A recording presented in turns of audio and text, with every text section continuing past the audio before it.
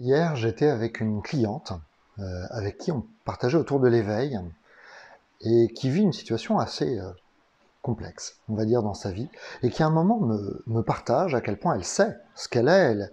Elle a une véritable conscience, une véritable connaissance profonde de ce que peut être l'éveil et de comment ça peut se manifester. Et à un moment, elle me dit, mais et pourtant, qu'est-ce que je souffre? Qu'est-ce que ça fait mal? Hello, hello, c'est Cédric. Euh, et avec ce petit exemple, je voulais voir avec toi ce que tout ça, ça peut nous apprendre. Parce que l'on soit sur un itinéraire dit d'éveil, que l'on soit déjà familier avec cette notion d'éveil spirituel, ou tout simplement qu'on cherche à aller mieux d'une façon ou d'une autre, cette notion de la souffrance, c'est vraiment quelque chose qui revient tout le temps, qui vient nous chatouiller, personnellement, la maladie, la douleur, la blessure, les schémas récurrents qui remontent, les mémoires qui crispent là et qui viennent nous prendre et qui viennent remonter pour nous bousculer et nous aider à aller, je vais pas dire au-delà parce que c'est pas du tout le terme, mais qui nous aident à nous positionner au bon endroit vis-à-vis de toutes ces manifestations de la vie. Et tu vois, je profite de cette météo capricieuse du mois de juillet. Je profite de cette pluie qui est derrière moi parce que l'image qui m'est venue en arrivant à la maison et en voyant cette pluie dans mon jardin, c'est vraiment de voir ça. C'est que tout ça, il y a vraiment une question de regard. Je pourrais être dehors et être trempé et me dire « Ah, j'en ai marre de la pluie, ça mouille ». Je pourrais être dehors et dire « Ah, tiens, ok, je suis mouillé ». Voilà. Bon, moi, je vais me changer, me couvrir, me mettre à l'abri, me protéger, faire en sorte de ne plus être mouillé. Ce sont des façons de le faire. Je pourrais aussi être ici, là, bien au sec, dans ma cuisine, avec cette vue sur mon jardin, et avoir cette notion de dire oh, qu'est-ce que je suis content de ne pas être dehors parce que je serais mouillé. Et puis je peux encore un cas être directement ici et regarder la pluie et être l'observateur qui voit cette pluie qui tombe et qui n'attribue à cette pluie rien. Rien. C'est même pas une question d'émotion, de souvenir, de mémoire, de quoi que ce soit, qui n'attribue rien à cette pluie. Tout simplement parce que la pluie, bah, elle est là.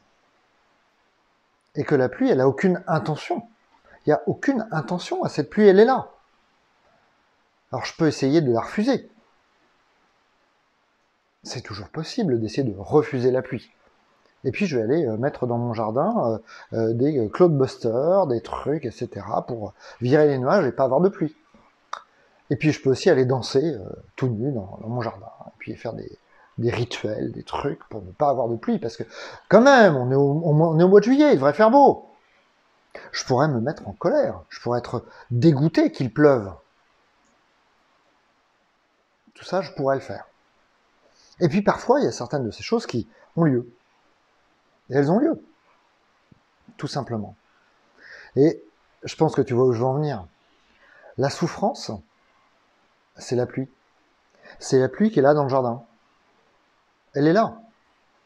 Que ce soit la mienne ou celle de quelqu'un d'autre. Et a priori, petite pensée pour toi et notre discussion d'hier, si tu regardes cette vidéo, tu sauras. La souffrance pensée de quelqu'un d'autre.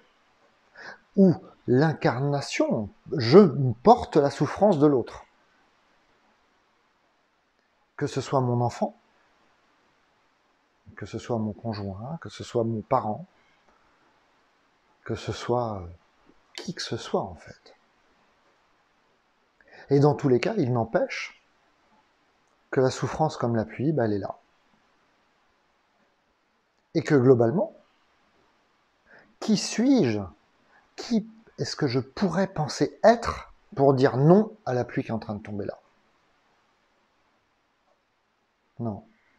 Que je sois dehors, sous la pluie, que je sois juste à l'abri, en train d'essayer d'être attentif, à pas me prendre la pluie, que je sois dans ma cuisine ici, avec cette fenêtre ouverte, à profiter de ce bruit, à profiter de cette pluie qui tombe derrière moi.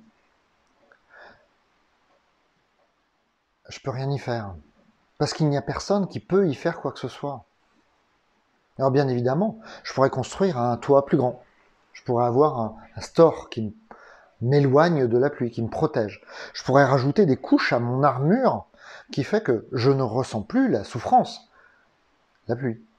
Voilà. Je pourrais me mettre dans un véhicule, quel qu'il soit, blindé, protégé, verrouillé, fermé, étanche. Mais je me coupe de la pluie, mais je me coupe de tout en fait. C'est pas que de la pluie que je vais me couper, c'est pas que de la souffrance que je vais me couper. C'est de tout ce qu'il peut y avoir dans cette vie qui se manifeste. Et ce que je disais hier, et ce qu'on partageait avec cette personne, c'est que je peux, et je vais faire un tout petit peu allusion à sa situation familiale, faire tout ce qu'il faut en tant que grand-mère pour essayer de prendre soin, pour essayer d'inviter à limiter la douleur, à limiter la souffrance, se rapprocher des bonnes personnes, faire le mouvement vers réduire la pluie, aller chercher un maçon, un spécialiste des vérandas, aller chercher quelqu'un pour le faire. Je peux même essayer de le faire par moi-même, avec les conséquences que ça peut avoir ou pas. Et dans tous les cas, quelle que soit la façon dont je vais le faire, laisser faire. Tout simplement laisser faire. La vie m'amène des choses pour que je les rencontre.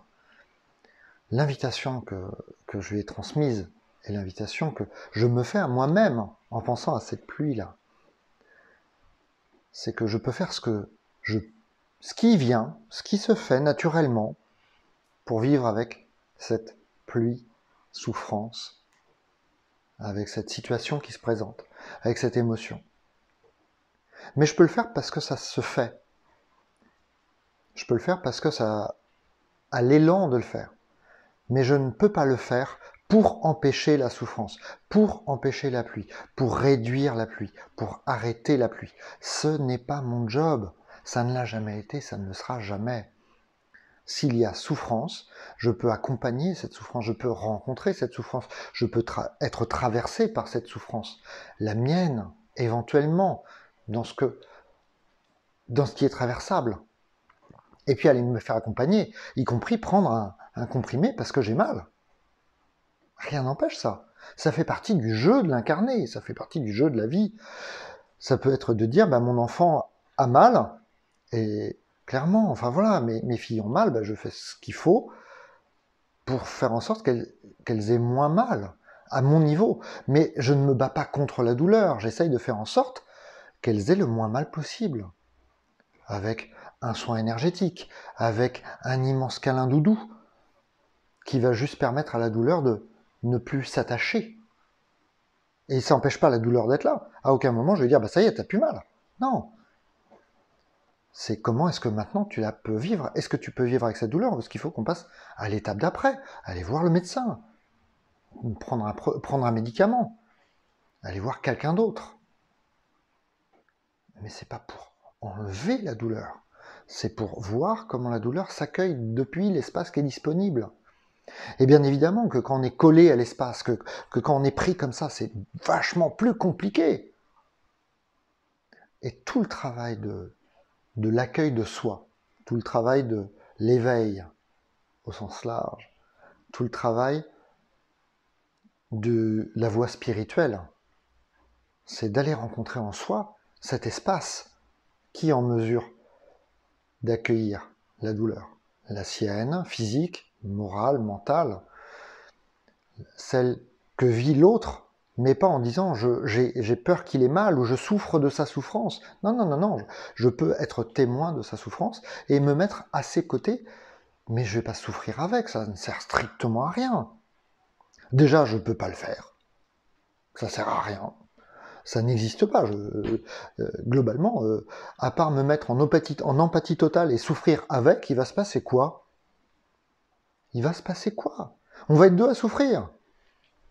Non.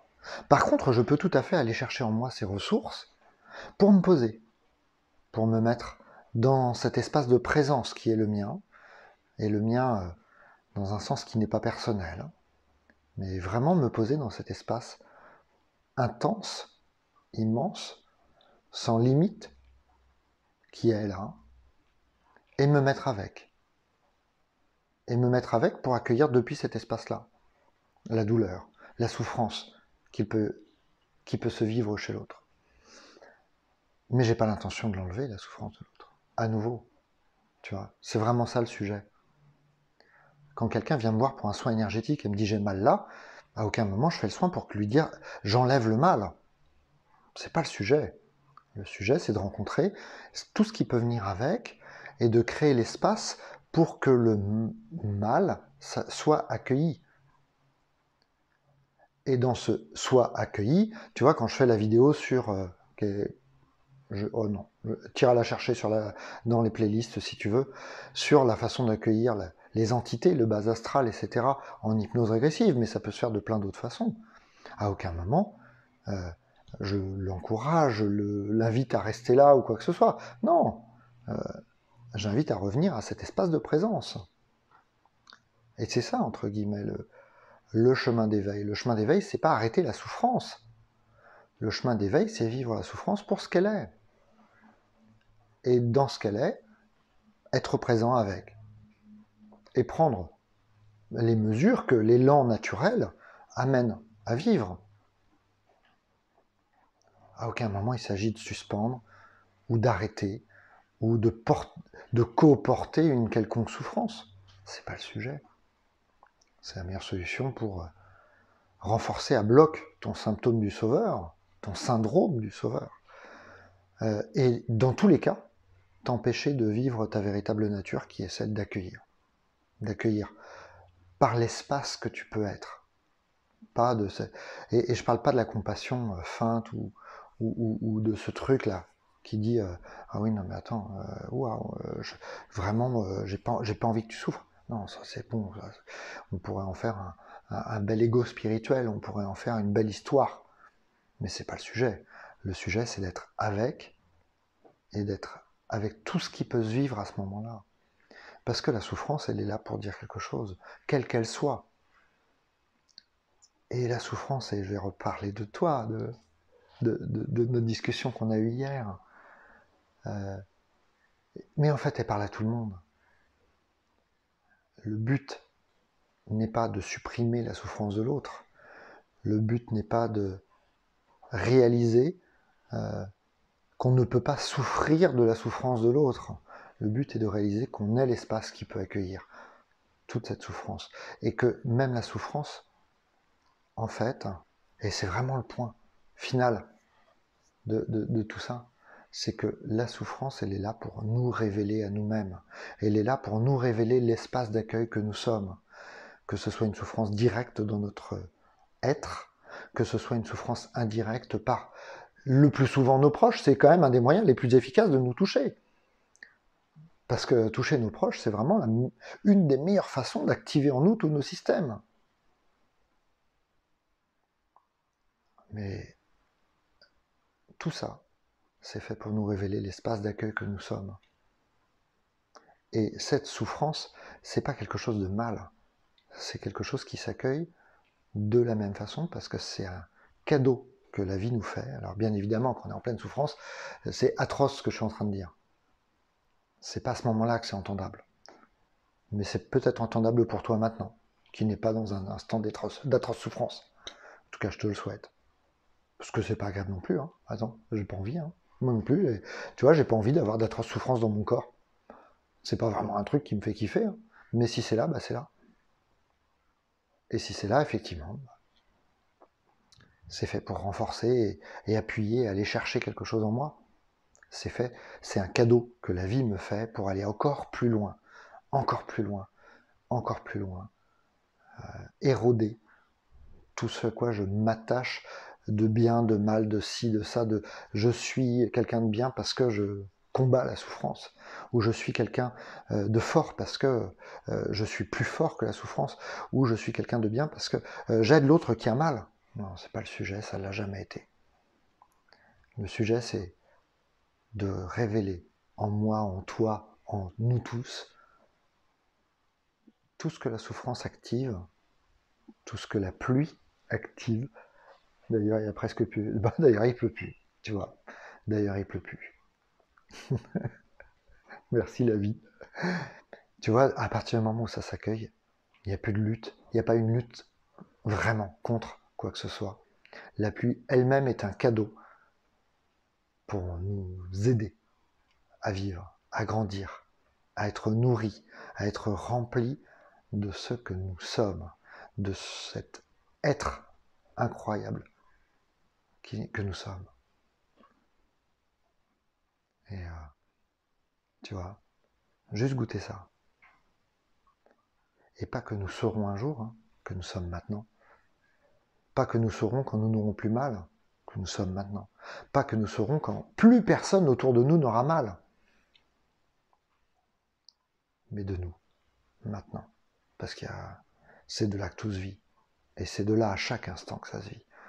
Et la souffrance en est un super rappel parce que mine de rien, c'est vachement plus efficace pour nous obliger à aller voir à l'intérieur qu'un souffle chaud et doux dans le cou. Tu vois.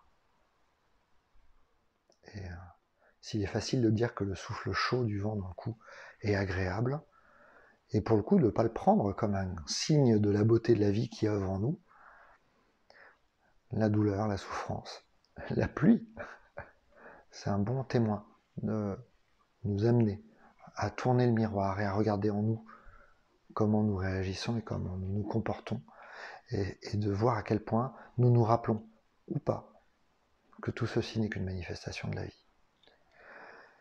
Si tu as des questions, n'hésite pas en commentaire.